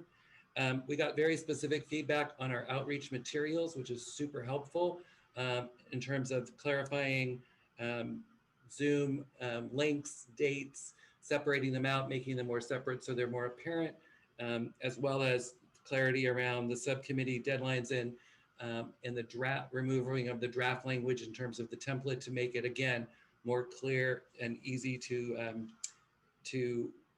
for the public to understand what exactly they're reading. Also to email directly the neighborhood associations. I believe they are already, but I will double check on that, as well as what is a specific email list that we're sending out in terms of outreach. So what is the total outreach plan in terms of what the city, the consultants are doing, and then what other means that we may think are important to be able to do. I do want to say that there was a speaker who said that only Vice Mayor Jones was the only one that sent something out. I did receive something from Councilmember Carrasco did her social media post on this. I did see that. So I'm not sure, who else necessarily everyone's following in their social media, but I do know that I'm pretty sure Councilmember Mahan also had mentioned it. So a number of them may have sent it out not through their email list, or their newsletter yet, but they may have done it through their social media, which is also a very effective tool. So I'd want to make sure that council members who are doing that are appreciated. There was a conflict tonight with the mayor's public hearing on the city manager position. I'm sure there's a timely issue for that, but definitely a conflict that affected our turnout perhaps. And then the Silicon Valley Council of Nonprofits put out a pretty comprehensive piece with a lot of the recommendations that went out to all members of the Silicon Valley Council of Nonprofits, which is a large contingency of nonprofits here in our community. So those are some of the things I heard. Is there anything else that commissioners want me to take note of that wasn't heard? And including, I have notes on all the public comments as well, as I always do, and we'll try to figure out ways to incorporate those into our work. Is there anything else that I missed that commissioners feel is important for me to take note of for action this week? Great. If you do. Thank you for that list, Mr. Chair. And I think you mentioned this piece about getting the sort of specific email list and total outreach plan. And I think that's an intermediate step to sort of the points that, for example, Commissioner Callender was raising about, I think there's a general sentiment of wanting to do better. And so starting with a baseline of understanding what's happening and not happening so far is going to set us up to move quickly to do better. And we may need to find a way to do that before our next full commission meeting. Just recognizing, I'm afraid I don't have the calendar open, but the next commission meeting will definitely will be either at or shortly before. Yeah. So Commissioner Matsumura, thank you for, I agree, and that is a sentiment. I was listing kind of the specifics that I want to make sure that I follow up on, but definitely to Commissioner Callender's point, we have to figure out how do we get our process to be as effective as possible with this community-based organization and the general public's input to our process. So these were just some of the specific tasks that I want to make sure that we respond, and we'll send an email back out to all commissioners to be able to at least give you this data is definitely an interim piece, as well as the CBOs once we finalize MOUs and what their plans are, a comprehensive ability to articulate the whole plan, and we'll also come to you as soon as it can. I think there was also a question that came up before, and I'll make sure this gets added to the email, around any organizations that talked to us that were not included in what we chose for the funding side, but still wanted to work with us. So I'll make sure that that list is also included so that you do know the other organizations that materials are going out to, but aren't necessarily getting an MOU, a very specific MOU. Okay, Commissioner Sinal. You're muted. Apologies. In order to cut down on our use of the city clerk, the staff of the city clerk, is the mayor willing to send the subcommittees the master list of community-based organizations so that the volunteer commissioners can do the outreach ourselves? If Chair, you could kindly address that in your messaging as well. Some of us would be happy to do that. And then my final question is, in terms of our subcommittees, I had asked Civic Makers to set up a list of 3 speakers on our specific topics. So, Commissioner Singal, I'm going to ask you to hold that for 1 second. We're about to go into that item. Yes, sir. Thank you. I appreciate your patience with me tonight. Is there anything else that I want to make sure that I didn't miss so I can respond to all these pieces, working with the consultant to get these pieces at least as Commissioner Matsumura suggested? It's just the interim piece. We're just continuing to move the ball forward. All right, seeing none, I'm going to move up. Commissioner Amador.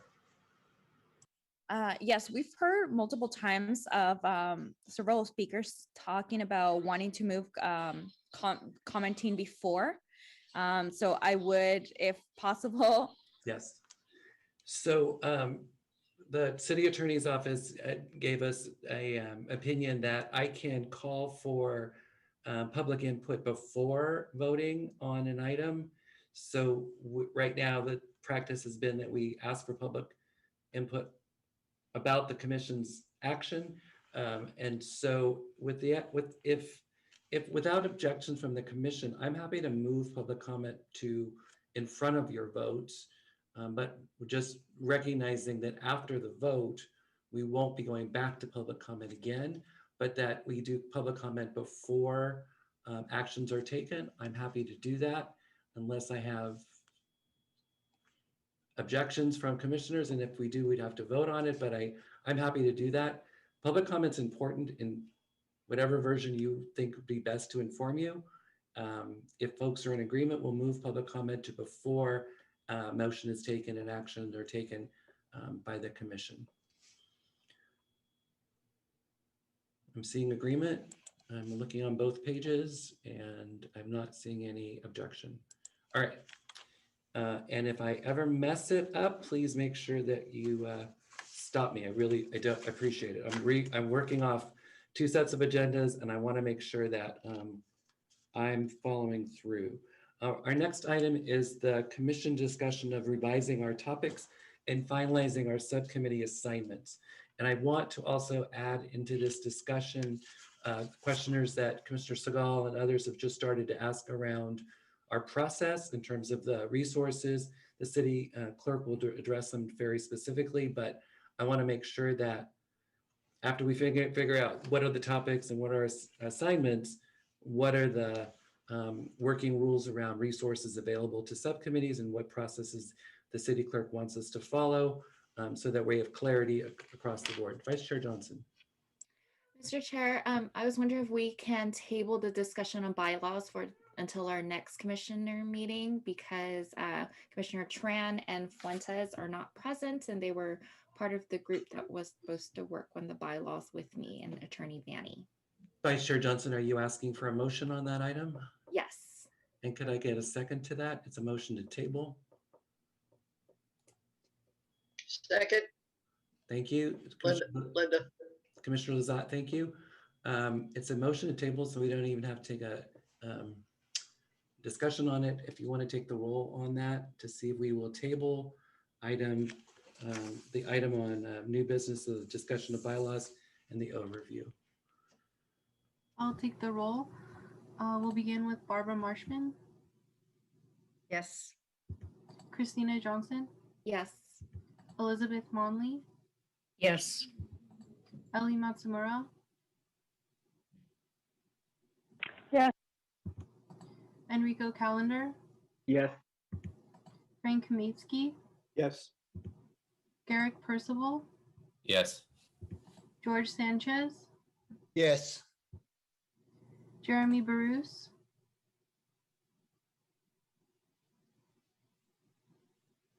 Jeremy Bruce. Jose Posadas. Yes. Len Diep.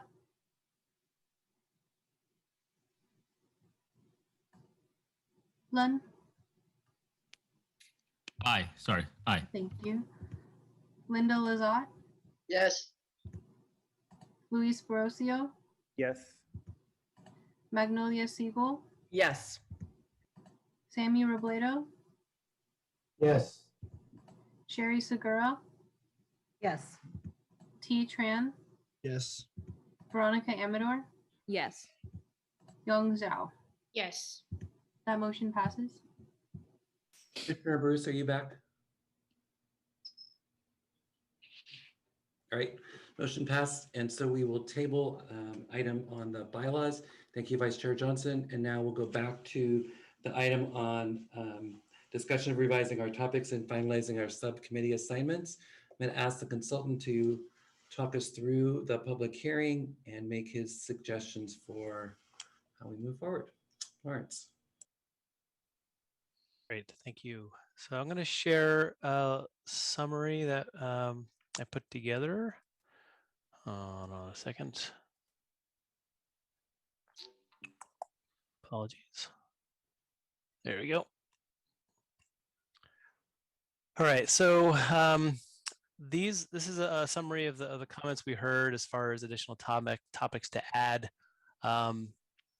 What we would like to do is to go through these topics and see if the existing subcommittees are interested in adding the topics to their book of topics. And I think there's a conversation around how to deal with some of the additional topics if there's commissioners that want to work on them. So we really want to get an affirmative from you all that there's an interest in taking up these topics. And then we can talk about whether it makes sense to do it within the existing subcommittee structure or if we need to make any changes there. And then finally, we'll ask you if you would like to stay in your subcommittee or if you'd like to move. And we will then update this list together on this call and kind of have our reconfigured subcommittees to move forward, and hopefully everyone has an opportunity to. And I guess with the folks that are not here, I can reach out to them separately to make sure that their interests are considered as far as switching subcommittees. But we do want to do this process once as far as moving around subcommittees because of some of the consideration we've talked to the city attorney Vanny at length about as far as Brown Act. So starting with governance structure, this is more of a question, but I think it could be kind of considered maybe in a minority capacity for some of the topics here. But would a strong mayor reduce representation? And there's also a comment about what are the options to get best of both models, sort of real representation while being responsive to the needs of the community. And then there was a timeline for regular review of the charter, which was already a topic for that subcommittee. So if things are already a topic of the subcommittee, I've italicized it. So again, let's just go through these topics and at least for the sort of these three subcommittees, see if they fit within the subcommittees. I'll ask the subcommittee lead first to see if they think that this would be they'd be able to take it up. But welcome comments from anyone at on the governance structure subcommittee. How do folks on the governance structure subcommittee feel? Think that can this be worked into your topic list? Lawrence, can you enlarge that? Yeah, sure. A lot. Fair enough. 72-year-old eyes. I can't read that at all. Yeah, I know, especially with everything on screens. Is that better? Yeah. I'll keep going. More is better. Yep.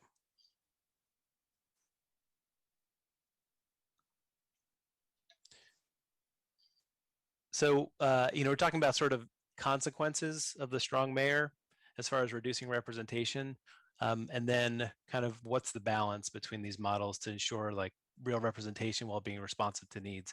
These aren't necessarily new topics, but I think we could potentially consider these as in the unintended consequences or within some of the specific questions and recommendations. Vice Chair Johnson? As the lead for the governance structure subcommittee, I think we can take these on, especially because we did have a conversation around equity and representation. So I'm okay with taking these topics on. Okay, great. Thank you. Any other comments on these topics before we move on? Commissioner Lazat. Yeah, I think that these probably fall in under the question you asked in the recommendations of, who's benefited and who's burdened, and I think that would fit right in there. If we're going to do this, what's the downside? One is, does it reduce representation? So I think it absolutely falls within our bailiwick. Great, thank you both. We'll move on to policing and municipal law. Lawrence, Commissioner Amador. Oh, sorry, I am, and when I'm sharing my screen, just so you know, the participant list changes. So let me pull up that so I can see folks that have hands up without video, or at least the video I can see. Commissioner Amador. Yes, and I know that something that was mentioned was the ethics commission. Would that be going into governments? I mean, that could. I had ethics commission in accountability and inclusion. The accountability and inclusion subcommittee so far has been a little light on topics. So I do think, to kind of like do a little sort of preview here, there were a number of topics around accountability, at least how I would define accountability and inclusion. Community, adding a section about community engagement, staff resources to ensure translation, civics education, continuing virtualized meetings. These seem to fall into me under inclusion. And then code enforcement accountability, ethics commission and charter, slow speed of permitting when the city impacts low-income people, and then sort of some nuance to sort of how commissions work at the city. That all feels like it's an accountability. But I would entertain other ideas about how to portion out some of these topics. Did you have additional thoughts on that, Commissioner? No, since I'm not in the accountability and inclusion. I think when we get there, I would like to hear from those in that subcommittee and what their thoughts on, and would wrap around again. Thank you. Okay, great. Well, that's good. At least I have a little preview of how this all could play out, or at least how I've organized it at first. Policing and municipal law. The new topic that came up was an elected independent police auditor with subpoena powers. And we already had an elected police chief. So folks in that subcommittee, was there any thoughts on these? Yeah. So we're already discussing both of these. Okay, great. So it's already a topic, but we spent so much money trying to get the public involved, and the public showed up, and what they wanted us to add, which we're willing to add, is artificial intelligence. We're also willing to add, it's the first time I'm hearing about it, but I'm going to pick it up because the public wants us to, the Bill of Rights for civic education and public education. I'm happy to pick that up. Yeah, the Bill of Rights is already assigned to, let me see, the accountability, that's the wrong. The Bill of Rights is in the, I believe it's, the Accountability and Inclusion Committee currently has considered drafting and incorporating a charter Bill of Rights. So let's leave that there for right now until we have a broader conversation about what, if anything, to do about that subcommittee, if that's okay with you. That's okay. I'm happy to pass that along. I just wanted to make sure somebody picks it up because the public is interested. The next thing is ranked choice voting. Did you put that down for anyone? Yep. Well, let's go committee by committee, because I have all these here. So I understand, but for these are the things I'm willing to pick up if no one else is willing to pick up. Yeah, Magnolia, I appreciate that. I have. So do you want to jump over to voting and elections first, so that we can talk about this stuff before we talk about policing? Because ranked choice voting is already being so voting in elections, add more city council districts, ranked choice voting, and mayoral election aligned with presidential ballot are already on the docket for that subcommittee. The new topic that came up was electoral reform to make elections much more fair and transparent, and as wide and broad as it possibly can be. It's a general topic, but I think it's a direction for this subcommittee to pursue. I'll speak up if you don't mind for Leader Huitran. Okay. He's away and he asked me to sit in for him and as lead. These are topics that, yes, we've found ourselves drifting into these subtopics that are, informing our research.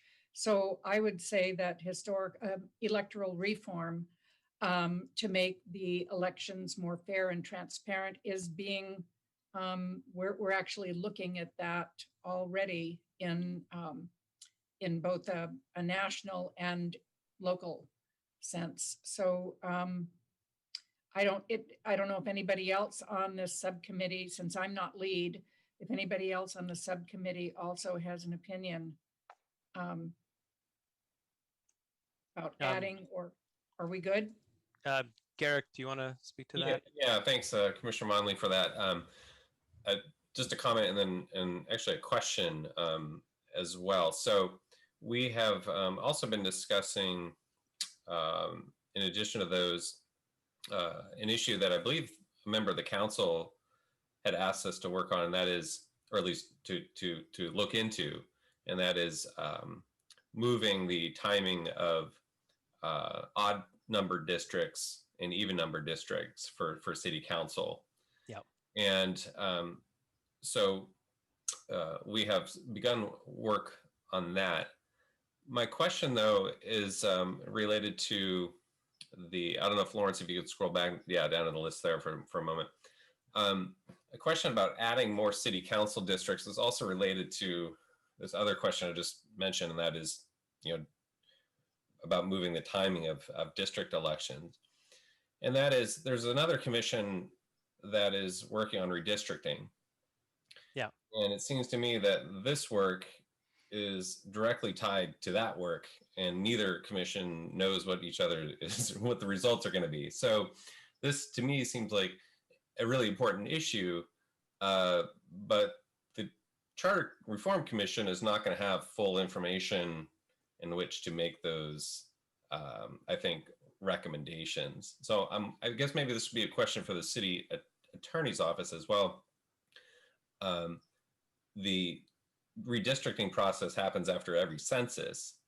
If there were changes made to city council districts, would that supersede existing policy? I'm assuming it would, that meaning that this could be redone sometime in the next, within the next 10 years. That's just an open question. I just would like to know before, as we move forward. So thank you. Yeah, I can answer that question if you want an answer. Yeah, sure, go ahead. that'd be great. I was going to ask Sure. the chair too, because I know the chair had some interaction with the Redistricting Commission, so maybe it's Okay. good for an update too in that. Go ahead, City Attorney. Yeah, so you're correct that the current redistricting commission it happens after every census. It's set forth in the charter, and they have to redistrict the 10 council districts based on the results of the census. A lot of it would depend on how we draft the amendment to the charter, but you could establish if you wanted to increase council districts, you could do that. And you could either wait until the next census in 2031, or you could create a scenario where they redistrict in the middle. This has happened in a number of cities that have gone from at-large representation to district representation. Santa Clara is the one that stands out in my mind. I believe Sunnyvale as well, where they did mid-cycle redistricting. And they would, use the data that they have available to them to redraw the lines, which would be that census.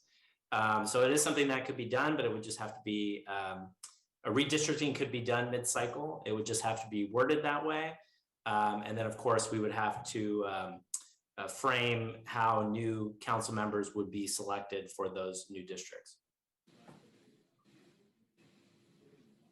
Thanks. And thank you. Chair, did you have anything to share on the Redistricting Commission or liaison with them? Okay. I'm good.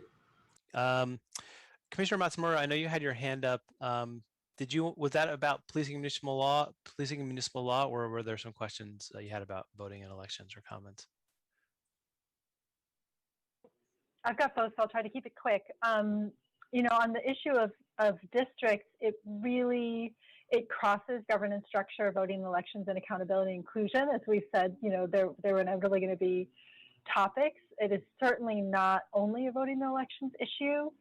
I'm wondering if we could kind of take it into 3 committees and just, from the sort of the perspective that each of those committees has, because we have the opportunity to coordinate through full commission meetings. I think we need to be weighing it from each of those perspectives, or perhaps we do it in sequence, but I think we probably need it not only in voting and elections if we're going to give it a full treatment.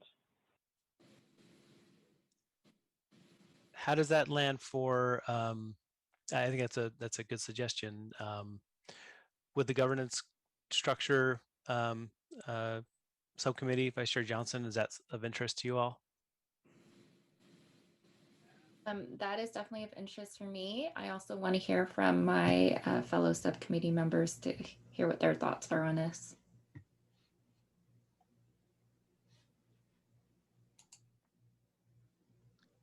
Anyone else on the governance structure subcommittee want to speak to potentially taking on adding more city council districts sort of in parallel to the voting and election subcommittee?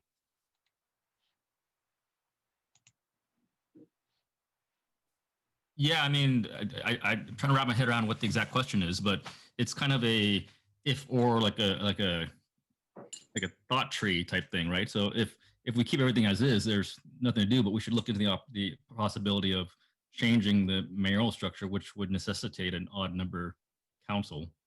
So yeah, I mean, that's part of it too.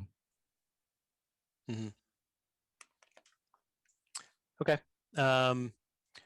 Yeah, then to Commissioner Matsumora's point, I think each subcommittee would bring a different dimension to the potential recommendation. And I think if there's a recommendation that is, we have deadlines for each of these subcommittees to present recommendations that will be shared at public hearings. So if there's multiple subcommittees looking at a particular type of recommendation, then it could come up again with some iterations or revisions based on past comments. Commissioner Marshman? I was wondering when we start to look at costs, which would cover many of these. I'm not sure what adding council districts would do to cost. Certainly, you know, there are folks who would like to elect a police chief, an IPA. There was a suggestion of city attorney. Unless I hear some, you know, outcry from the public, I'm not sure that's something we should spend time on at this point, because I haven't heard serious complaints about that compared to the concerns of other things. But numbers of elections and the amount of money going into elections and the cost to the city of running additional major citywide elections is something that I think we should look at some point. It's one of Elizabeth Monley's unintended consequences. You know, sure, let's elect everyone, but oops, it's a little expensive. Yeah. Where does that come in? At what point do we do that? Sorry, Kat. Yeah, no, I think it's a great question. And I mean, I think that's probably worthwhile considering in the recommendations template. Look at the questions right now. We don't have an explicit question about cost implications. We have questions about arguments against this proposal, who might benefit from or be burdened by this change. I mean, it's possible that the city might be burdened by this change with additional costs. So that's a place you could put it in.